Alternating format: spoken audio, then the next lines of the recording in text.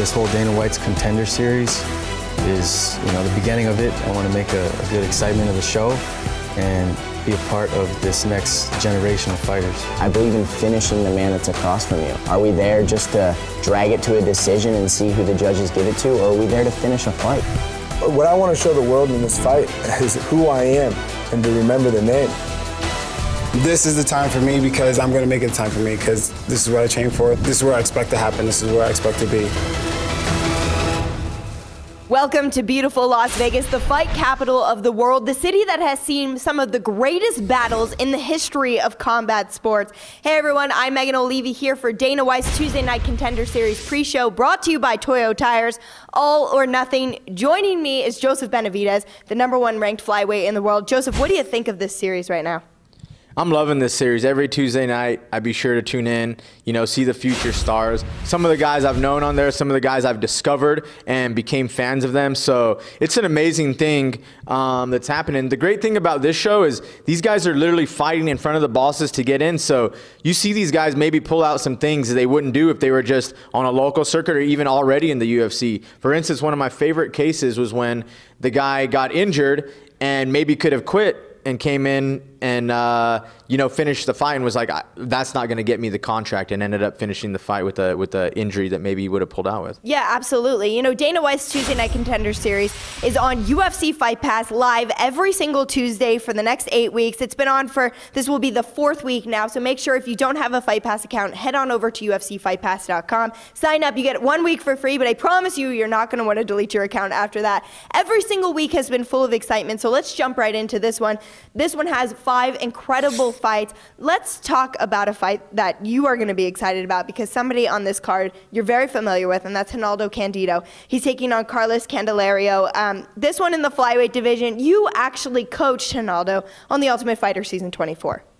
Yes, yes, I know him very well, and he knows the tough gym very well where he'll be fighting. Not only was he a competitor on my season, but the season before that he actually coached to help Claudia, so he's very, very familiar with the gym, and when things are evenly matched, that experience and that comfort can really play out. He's a 3-time world champion. Like I said, he was Claudia's coach, Jose Aldo's jiu-jitsu coach for a few camps.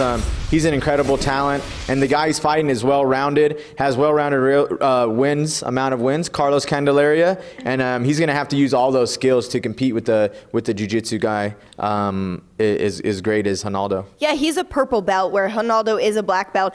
They have similar records. They're both 6-0. However, all of Aldo's victories have come by way of submission, whereas you mentioned Carlos a little more well-rounded. He's got 2 by knockout, 3 by submission. Trains out of Connecticut. So not necessarily an MMA hotbed, but that doesn't mean he's not getting the training necessary to pull out a victory here. Do you feel like pressure is sitting on Aldo because he is familiar with the setting, or that the pressure is on Carlos, who is going to be brand new to this entire situation?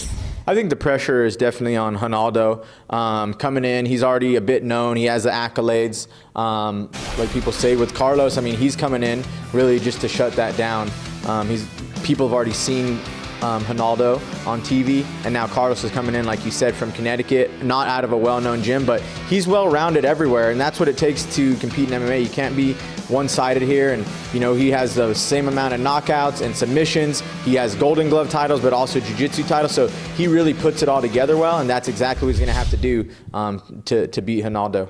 As a guy who coached Aldo for several weeks, are you expecting him to do basically what we saw Damian Maia do against Tyron Woodley, to try to take him down and get this to the canvas, or do you think he's confident keeping this standing as well? The difference with Aldo, I would say, as good as he is at jiu-jitsu, he definitely has that mean streak in him that you don't see in a lot of jiu-jitsu guys. He hits the mitts with aggression, he punches with aggression, he throws hard. He really, really believes in his stand-up as well. Of course he has power and he's athletic, but he does believe in his stand-up, and it only helps him get it to the ground. So definitely makes his takedowns that much easier when you have striking in your back pocket as well. All right, that's going to be a really fun one in the flyweight division. But now let's take a look at the 2 men in tonight's featured bout.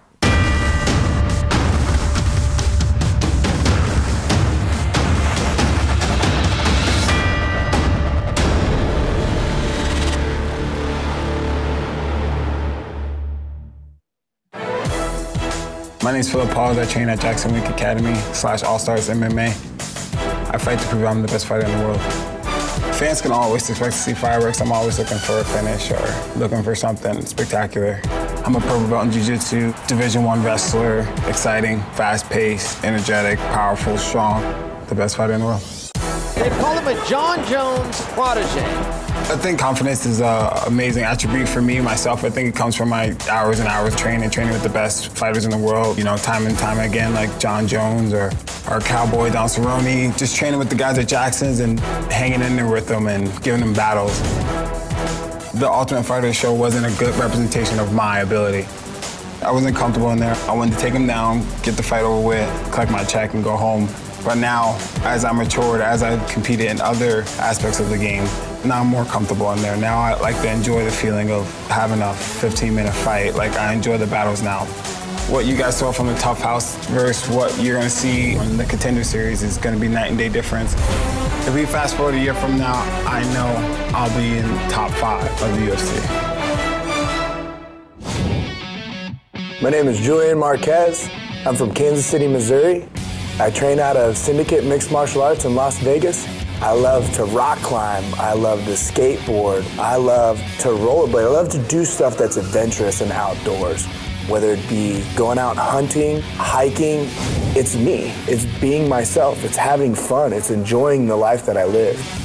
I believe the person that's the greatest out there is having the most fun. And it's fun to me. It's fun getting in there, punched in the face. You're going in there fighting for your pride, fighting for everything. You never can predict what you're gonna see, what's gonna happen to you. It's just thrilling. I grew up sparring people that were lighter than me. They throw high combinations, they're fast. Putting that into the weight class that I'm in at 185 is a scary sense because most people aren't used to getting hit with 6-7 punch combinations, moving off, and then another combination with the angles. No one has seen anything like me. This is my dream, and this is who I am, and this is where I want to be. Fans can expect to see domination. Me at my best. He's got some grit. He's tough. I'm out there wear him down a little bit, and then we're gonna get him out of there. I believe when Phil is in deep water, he breaks. Me having fun and having no pressure is what makes me more dangerous. Yeah, there's pressure, but the loser doesn't get the pressure. The champion gets the pressure, and anytime pressure is there, I welcome it. Everyone thinks I'm the underdog, and I'm ready. I've been ready for years. I'm gonna be Julian because I'm better than you. You'll fall.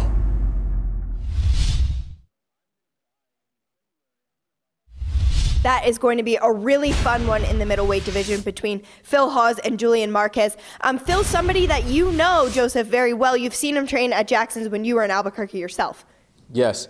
Yeah, when I was training in Albuquerque, Phil Hawes was highly touted, not only from his coaches, but all his training partners. Was one of the main training partners for John Jones.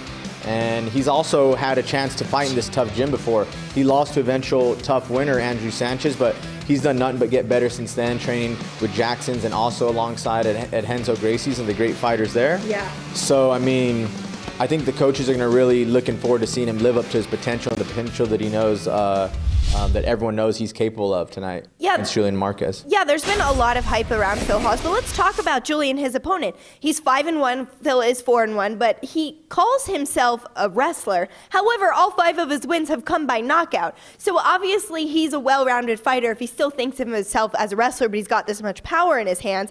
And then he is a Las Vegas guy. There is no flight involved getting here. He's probably very familiar with all the surroundings and half of the people who are going to be in the crowd. Do you think that's going to give him some sort of advantage? Yeah, I think that really helps out. You know, I mean, I think the better fighter will win.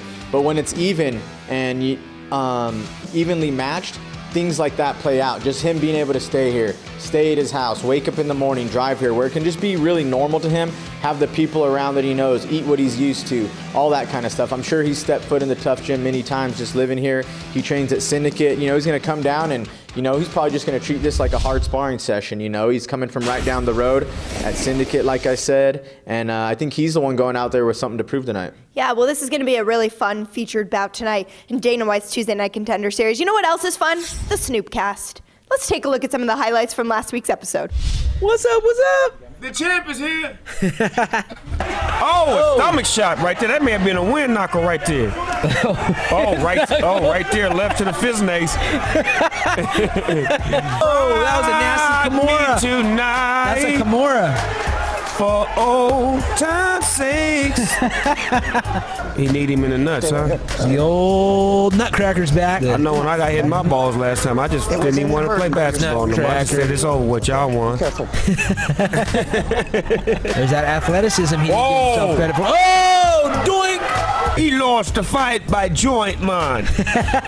How appropriate, man. The Jamaican lost the fight by the joint, man. Oh, no, man. We'll see y'all same bat channel, same bat time next week, baby. D-O-double-G. No one does it like this man. Boink. Dandada. All right, Snoopcast, always entertaining week after week. You never know what that guy's going to say. That's half the fun. Joseph, thank you so much for joining us today on this pre-show for Dana White's Tuesday Night Contender Series. I know that you are invested in some of these fighters. You're interested to see how some of these fights go. So we'll let you go enjoy them. Thank you for your time. Thank you. And if you at home don't have a Fight Pass account, make sure you sign up now at UFCFightPass.com. You get a week's free trial, and it is the only place you can watch Dana White's Tuesday Night Contender Series. Make sure you sign up. You will not be disappointed. Thousands upon thousands of fights in the Fight Pass library and lots of exclusive interviews. You will not be disappointed. Thanks for tuning in. We will see you next week for Dana White's Tuesday Night Contender Series. As I started to go out and look at talent around the country, I started to realize how much talent there is. The level of athlete is getting better and better. This has never been done in the history of combat sports. We're literally going out there all over the world to try to find the next world champion. Growing up in Waianae, Hawaii, you're always fighting, you know. I believe that God has put me on earth to be a champion one day. My mom did a great job of raising 6 kids. Sometimes we didn't know if we were gonna have heat or not. Sometimes we didn't know if we were gonna have hot water or not. We got through it, and now I'm here fighting for them. I have no idea how I was comfortable sleeping in the football field in Hamilton Park. I had bags of training clothes. I knew deep down, this is all gonna change. I was diagnosed with leukemia when I was 2.5 years old, and I've always been a fighter. All I needed to ever do was show Dana that I deserve to be here. I came from the bottom, clawing my way to the top. This is everything I've been working for. I'm ready. I was the little guy in a pretty rough neighborhood. I'm gonna achieve greatness, and this is just step one. There's no denying that I should be in the UFC. I fight for my kids. I fight for my dreams. I fight for the glory. I fight for my kids, I fight for my family, and I fight to be the best in the world. The only person I fear is my mom. I ain't fighting her, so we good. What's up, Dana? I hope you have that multi-fight deal for me, because I'm coming for the knockout. If you know me, you know what I'm looking for. I'm looking for exciting fighters that go for broke and try to win. I came from the jungle. I'm ready to be one of the top fighters in UFC. I deserve the second chance. I belong in the UFC. Who knows what's going to happen, but I'm in there to finish my opponent. For Dana to be impressed, I have to finish this guy. I'm going to put on the fight of my life. The Tuesday Night Contender Series, live and only on UFC Fight Pass.